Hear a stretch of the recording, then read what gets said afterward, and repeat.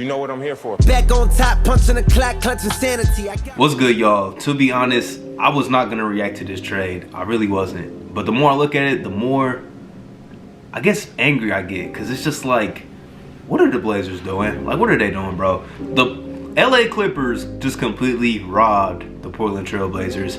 And this Portland front office, this is not a good intro for Joe Cronin as being their GM. It's just not. Let's go ahead and get into the details of the trade. So the Blazers traded away Robert Covington and Norman Powell for Eric Bledsoe, Justice Winslow, Keon Johnson, and a second-round pick. Yeah, I didn't misread that. Not a first-round pick, it's a second-round pick. Listen, I don't even know where to begin. This might be a little of an off-schedule type of video because I don't even know where to begin. The Blazers traded away 2 first-round picks to get Robert Covington before the beginning of last season. So, okay, traded away 2 first-round picks to get Robert Covington. You traded away, at the time, your best young talent in Gary Trent Jr. for Norman Powell. No picks involved, just Norman Powell. And then you signed Norman to a 5-year, $90 million contract. Gary Trent is hooping for a contract that's a little more flexible, has less years on it. And now you trade basically that away for essentially a second-round pick. Everything else is just like added pieces to probably make contracts work.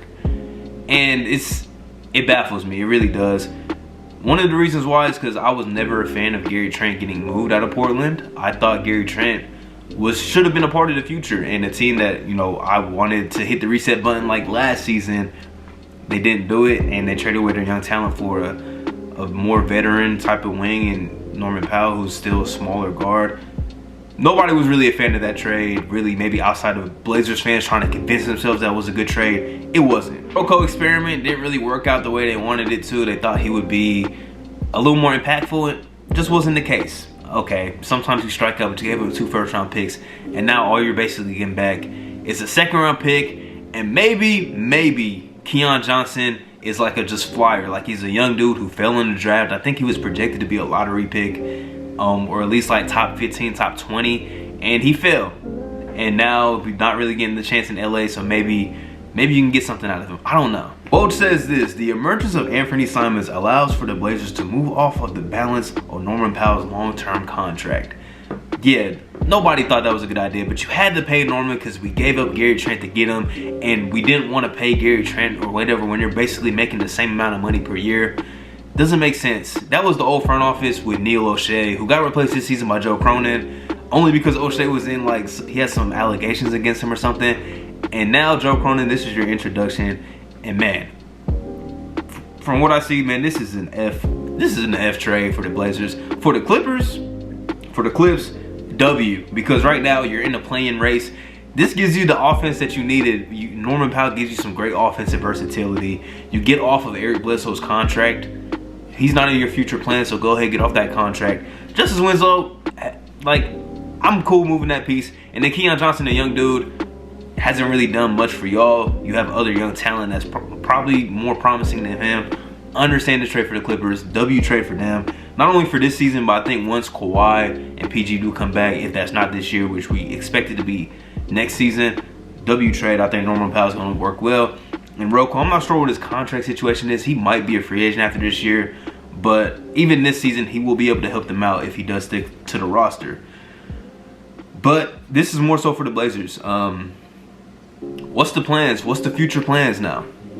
Like, the front office really needs to look in the mirror. Damian Lillard needs to look in the mirror and it's like, what is the future of this team? Like, what are we looking like? I'm not sure. Me personally, I am team build with Anthony Simons. He's shown, I know it's just a 12, 13 game sample size of when he was the starting PG with applicable pieces around him that let him rock out and do what he does. I know that's a small sample size, but it's enough to show me that we can rock with this dude being our starting point guard for the future. They did something right over the last few years. They drafted Anthony Simons outside of the lottery. I think he was like maybe in the 20s. They drafted him as a mid to late first round pick. That's a W. Nasir Little, another dude, drafted, I think he was the 24th pick. He fell in the draft. He was somebody who was projected to be lottery before his college season at UNC. Didn't really work out as well as he wanted it to. Fell in the draft to 24, and the Blazers picked him. He's shown very good signs this season. In fact, he's been very good this season when he's been on the court. So, like, what's the future plans? I think you should just go with the youth movement. I think it would be smart to do that anyways, because even if you somehow get Ben Simmons onto the roster tomorrow, just say Ben Simmons gets traded to Portland tomorrow for whatever, but Dame's still there. Just say, for instance, that doesn't make you even, like, how much does that improve the team? It improves the team, but does it improve them that much? No, it doesn't. You're not going to even be better. You're not going to be better than the Phoenix Suns. You're not going to be better than the Warriors. Probably not better than the Grizzlies. Those are like the cream of the crop right now. And I would take a healthy Utah Jazz team over them too. Like, Ben Simmons is just not going to magically fix everything that's wrong with this organization. The other, like, aspect of it is what a lot of Blazers fans probably want. Let's keep Dame. Let's keep Anthony Simons. We can get something for CJ. We can get something for Jusuf Nurkic. Hell, y'all. Everybody probably thought they could get something for Norman Powell and get something for Robert Covington, but this is what they got. Eric Bledsoe and a second-round pick. And two guys that are like, if they turn into something, that's cool, but if not, we ain't tripping that much. Like, that's basically what they got for the guys that probably had a little more value. I think Robert Covington will have a little more value than CJ McCollum, and everybody knows I'm a big CJ McCollum fan. It's just the fact he makes so much money for somebody that's not an all-star. And maybe in a different situation he can play all-star caliber basketball, like maybe up his production a little more, but it's just like that's a lot of money to pay for a dude who's also kind of, you know, gets injured, you know, multiple times during the season. I mean, he had an injury last season where he broke his foot. He had the lung issue this year, and he's had other issues with his back. Somebody who has a little bit of an injury tag too. So it's like the value on CJ is kind of like, who knows, it's all over the place. And even if you are somehow to get, you know, a quality wing player, how much does that really improve your team? I don't think it does. And if you want to keep Ant, if Ant's the new CJ, I don't think Ant will thrive in that role like CJ has, because they are two different kind of players. I think Ant is suited best when he has the ball in his hand. And obviously, if you're playing with Dame, you're not going to have the ball in your hands as much unless you're running with the second unit. But in winning time, the ball's going to be in Dame's hands. Portland just, I think they could set themselves up to have a very good future. But they need to know what they want to do. And so far, this front office has shown me that they have no idea what they want to do.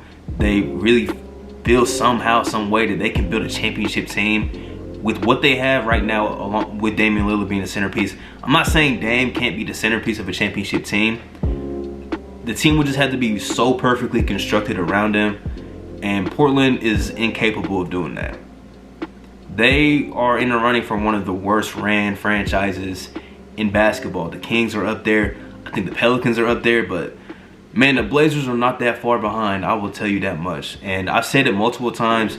They should be happy with the success that they did have with this core, but it's ran its course. And I don't think that is just getting CJ out and getting Nurkic out. I think Dame should be included, man. You have to be able to make that sacrifice. I don't care if Dame, I know he's been with this franchise. He stuck with it through the tough times when everybody in his starting lineup left him in one offseason. He stuck through, and he's been in the playoffs every single year, you know, basically since like what, his rookie year or maybe his second year. Like, he's been there pretty much every year. But man, sometimes you gotta look out for the franchise over, you know, the star player. Like, you have to do that. And I'm sure they respect Dame enough that if they want to start shipping him, they will give him the opportunity to give them a list of teams that he wants to be moved to. They're not just gonna ship him off to the middle of nowhere. Like, he will get a list of teams. But you have to have the guts as a front office executive to make the tough decision, and you're gonna have to trade a guy that's been with your franchise for all this time for the betterment of your franchise. You need picks, you need young assets, because what you're gonna do is you're gonna try and trick yourselves into thinking that you can build a championship team with what you have right now. And maybe we just need to make one change here. We just need a better big. Nurkic just isn't getting it done. We just need an upgrade over CJ. One, that upgrade's probably not even out there for you to trade for. And two, even if you do, there's a lot more wrong with this team than just flipping a couple players, changing some coaches, changing a GM. It's a lot deeper than that. It's a lot deeper than that, man. But the Blazers got fleeced. Once again, they got fleeced in another trade deadline type of deal. Very disappointed. Blazer fans, if you're watching this, please let me know what you think. How do you feel about this trade? Would you what do you want the direction of this team to be? That's what I really want to know, because I've heard mixed aspects. I think a lot of Blazers fans really just want to build with Dame, but they want to keep Ant and all the young assets. They want every piece of the pie, but you can't get that. So what is the realistic direction for this team? Let me know in the comments. Leave a like, subscribe, and man, hopefully I don't have to make another disappointing video about the Blazers. Off season. Let's work. Hey, plotting my escape this game.